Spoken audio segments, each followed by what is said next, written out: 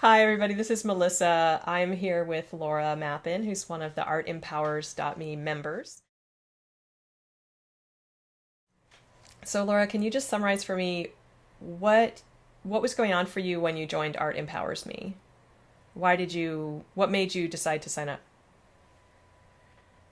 Um, I think the biggest thing I have known, oh, well, let's see.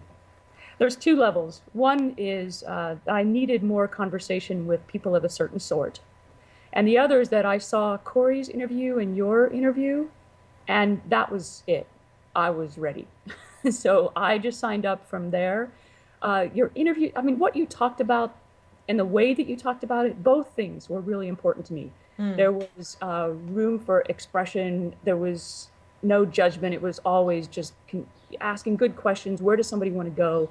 And helping them get there, and just giving feedback, but not in a way that would inhibit them. It was a way, like I think you talked about how you moved from different parts, your history and how you had grown into what you were doing now, and just the way Corey talked to you and how you talked about what you were doing.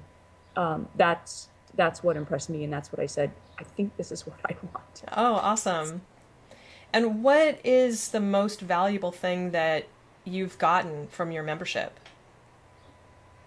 So far, I would say it's listening to all of those interviews. Hmm. Now, I'm doing something kind of somewhat unusual. It's not totally the first time ever, but I'm building an online museum and I'm working with taboo subjects. And I listen to those interviews. I can't just go up to my friends and say, well, I'm building this taboo museum. How do you think it should go? But what happened was I listened to, oh, I have several more to go, but I probably listened to 10 or 15 of them.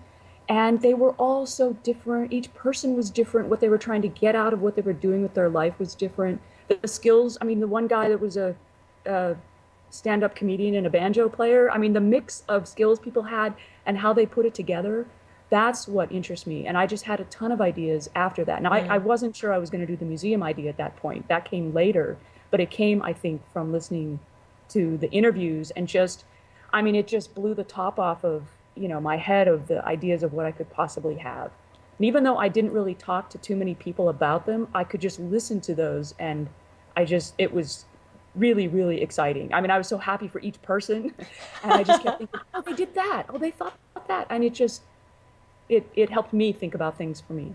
So, That's so fantastic to hear because that was exactly my intention in starting the interview project was to show people different role models of yes, you can do this and there are so many different ways that people are going about figuring out how to turn their creative thing into an income source and have a life that makes them really happy. And I know that mindset shifts happen most effectively when you've got role models to look to, right? When you see, oh my God, that's possible. Other before seeing a role model like that, then it's so easy to not even have an awareness of what might be possible in your own life, right? right. Well, and the role models, that's part of it. And to also hear them tell their own story and realize where they started and the decisions they made, and some didn't work out. And, they were honest about it. They said, well, I tried this, but, I ended up going over here for this reason, or this other thing didn't quite work out. So that was all, I think, really, really helpful. Awesome. So, Laura, I know that you mentioned that you had some pretty big breakthroughs as a result of being a member of Art Empowers Me. Would you be willing to talk about that? Sure. um, there were a couple of them. Uh, Two in particular I'm thinking of. One was my view on marketing, and another was how I'm looking at my business.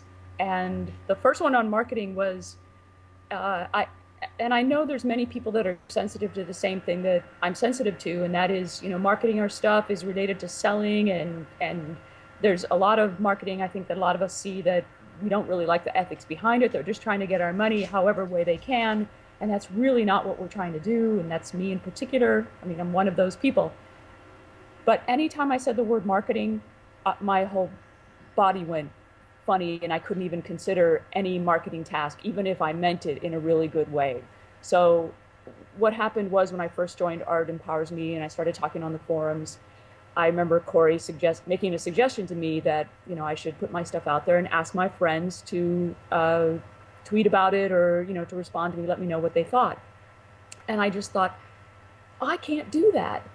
But what's so key about this, there's lots of people that could have given me that advice, but the space that you guys create, when I had my response to that going, I can't do that, I knew it was silly. I knew I had to keep looking at it, because I knew the intention that I got from your site, I knew that you weren't saying what I felt a lot of other people might have been saying to me. Maybe they weren't, but I just didn't have that same feeling that your site it presents a safe place, and it makes this stuff okay. It really should be okay. Lots of people do this. And I see it all the time, and I have lots of people I'm looking at, but it's just so different when I'm on the other side, that to come out of that, it really helped to have a safe place that allowed me to keep thinking about that. And it took me about a week of my own processing. I knew I had to come back up and say something, so the pressure was on, and I couldn't take it the way that I normally did, because I knew that's not what was meant, and I just had to keep chewing on it. So I got to a point where I realized the kind of trade that I'm looking to make with the people who want to make it with me, for me, I just had to find a different word or phrase for it, because marketing was just so loaded for me that it just wasn't going to help me get to the state of mind that I would be in to talk to people about what I'm doing. So I just came up with another phrase after about a week of chewing on it, and was able to move forward with marketing. I can call it marketing for most people, but for me, it's like I'm whispering another word to myself. So, well, I love that you figured out a way to make it work for you, because that's really the key. We have to, if we want to be able to share our gifts with the world and get people to pay us money for what we're doing, that, what we're putting out there, we have to market it. And whatever ways we figure out to do that feels really, really good and comfortable, that's what we have to do, right? So I think it's awesome that, it only took you a week, right? After joining Art Empowers, that's pretty cool after a lifetime of feeling like marketing, ew, ick, right? Right. I would try to do the tasks, and I would kind of go forward, but my heart wasn't where it wanted to be. So I had, until I came up with this other word, and it's a very different place to come from. More ideas come out about how to do it. The words that I say when I write something or when I'm talking to somebody, the words just come out differently, and more true to what I'm trying to say. So yeah, well, once again, it's so much just comes back to mindset, and that's so much of what I have intentionally brought to Art Empowers Me, is the importance of mindset, and deprogramming the starving artist mindset, and getting ourselves into a place where we're not limiting ourselves by some self-installed glass ceiling that says, oh, artists all need to be poor or crazy or whatever, and so that we can put our stuff out there in the world, do our work and put it out there in the world and get compensated for it. Right. Awesome. Yeah.